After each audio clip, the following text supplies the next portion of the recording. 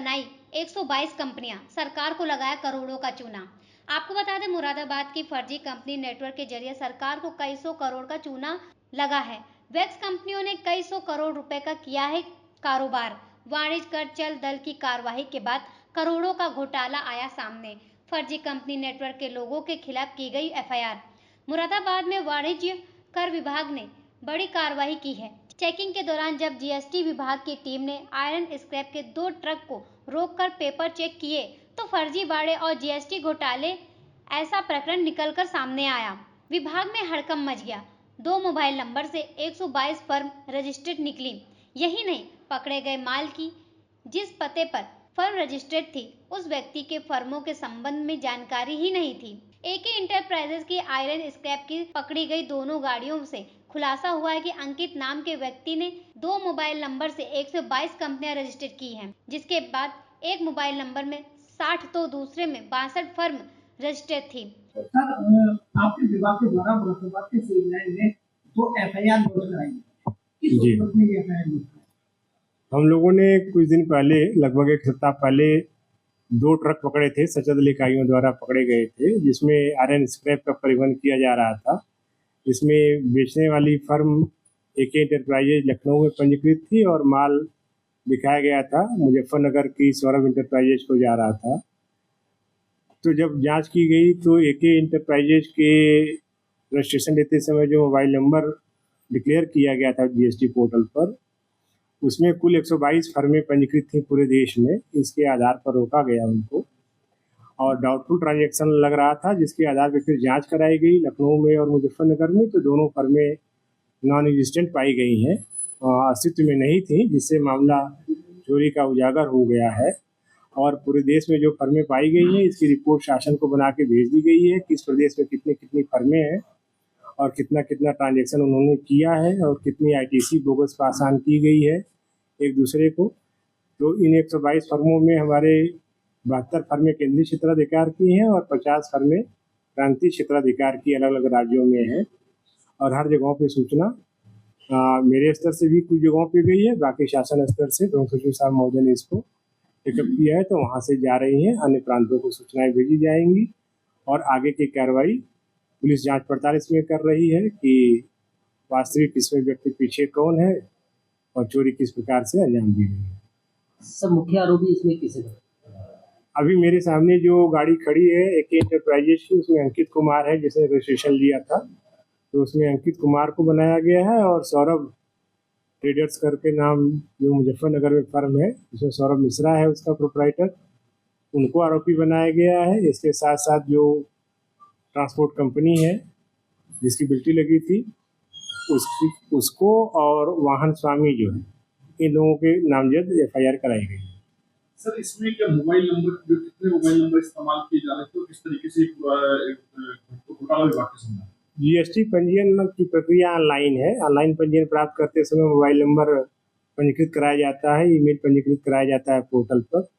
जो mobile number इसमें 2 प्रयोग किए गए थे अंकित कुमार द्वारा, और उन 2 मोबाइल नंबरों पे जब देखा गया तो उन्हीं मोबाइल नंबरों पे देश के अलग अलग राज्यों में कुल 122 फर्म पंजीकृत हुई थी, जिससे यह संदेह उत्पन्न हुआ कि लखनऊ के व्यक्ति का मोबाइल नंबर केरल में, कर्नाटक में, तमिलनाडु में क्यों यूज हो रहा है। फिर उन फर्मों का जब जांच किया गया तो पता चला कि उनका पंजीयन किसी का कैंसिल हो गया, किसी का एक्टिव है। और इस तरह से पूरा एक रैकेट समझ में आने लगा कि एक रैकेट जानबूझकर इस तरह से अपना काम कर रहा है। सर, इस तरह से बोगस फर्म कब से ये चल रहा? 2 साल पीछे से रजिस्ट्रेशन था। बहुत सी फर्मों में तो कोई काम नहीं हुआ है, कुछ फर्में एक्टिव है। ये लोग कुछ दिनों तक इस तरह से रहते हैं कि पंजीयन लेने के बाद स्लीपर सेल की तरह काम करते हैं, कोई टर्नओवर नहीं दिखाते हैं। बाद में जब इनको विश्वास हो जाता है कि विभाग इनको नहीं देख पाया है और अब ये कुछ कर सकते हैं, तो उस समय फिर ये एक्टिव होकर अपने मैसेज वगैरह काटते हैं। तो कितना GST चोरी का मामला है? अभी तक जो हम लोगों ने पकड़ा है लगभग इसमें 340 करोड़ रुपए की ITC बोगस इधर से उधर गई है, जिसमें एक्चुअल माल कहीं और गया, इन्वाइसेस कहीं और गई, जिसका लाभ किसी और ने लिया। तो जब विस्तृत जांच होगी तो उसमें पता चलेगा कि इसमें कितना टैक्स चोरी आई, ये बढ़ भी सकती है और कौन वास्तविक इसका बेनिफिशियरी है या किसको फायदा मिला, ये बाद में पता सर टर्नओवर की बात करें, कितना टर्नओवर? लगभग 1811 करोड़ आया था कल तक जो मैंने जोड़ा था। 1811 करोड़ रुपए इसमें टर्नओवर है और 340 करोड़ का हमारा बोगस आईटीसी पास आने हुआ है। ऐसे घोटाले आगे ना हो उसके लिए विभाग की ओर से उसके लिए विभाग प्रयासरत रहता है। हमारे पंजीयन जो देते हैं उसका फिजिकल वेरिफिकेशन करते हैं, मौके पे जाके देखते हैं आदमी है कि नहीं है। यदि इसके बावजूद हमारे पास बहुत डाटा है, जीएसटी का डाटा है, ई-बिल पोर्टल का डाटा है, उससे हम देखते रहते हैं कौन व्यापारी ज़्यादा ई-बिल डाउनलोड कर रहा है, उसकी फ्रिक्वेंसी क्या है।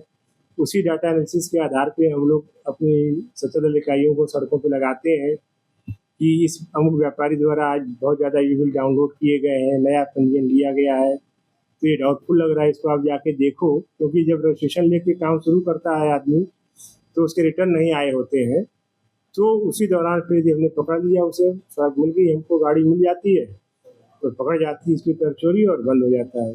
सर बेनिफिशियरी कितने हैं इसमें और क्या ये बढ़ अभी ये कहना जल्दबाजी होगी, क्योंकि असली बेनिफिशियरी तक पहुंचने में जब तक जांच आगे नहीं होगी इसमें तब तक नहीं पता होगा कि असली बेनिफिशियरी कौन है। क्योंकि ज़्यादातर फर्में इसमें बोगस निकलेंगी, कैंसिल होता जाएगा रजिस्ट्रेशन।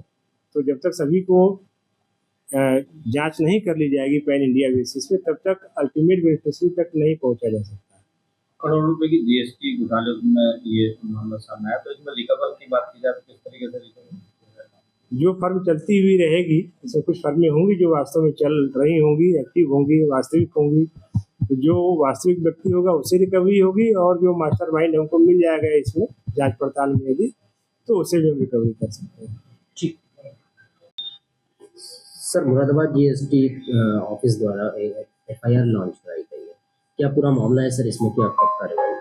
देखिए 2 एफआईआर सिविल लाइंस थाने में लॉन्च हुई है। इसमें बेसिकली यहाँ जो लोकल वाणिज्य कर विभाग है उसका कार्यालय सिविल लाइंस थाना क्षेत्र में स्थित है, वहाँ के सशस्त्र दल के प्रभारी के द्वारा ये मुकदमा पंजीकृत कराया गया है। दोनों मुकदमों में 7 मुलजिम है, फर्म का नाम भी है उसमें। एक इंटरप्राइज में अंकित कुमार है, सौरभ मिश्रा है, दोनों में कॉमन है। बाकी इरफान है और एक इमरान ट्रांसपोर्ट है कंपनी, ट्रांसपोर्ट कंपनी के भी नाम उसमें है, उसके ड्राइवर्स के भी नाम है। इस प्रकार दोनों में कुछ कॉमन नाम है और कुछ दोनों में अलग अलग लोग हैं। इन लोगों के ऊपर इनके जो सशस्त्र दल के द्वारा पेपर्स चेक किए गए थे और जो माल वगैरह देखा गया था, तो उससे इन लोगों को ज्ञात हुआ कि इसमें करोड़ों की कर चोरी हुई है, और उसी को लेकर के इन लोगों ने बहुत सारे डिटेल्स के साथ एफआईआर दर्ज कराई है।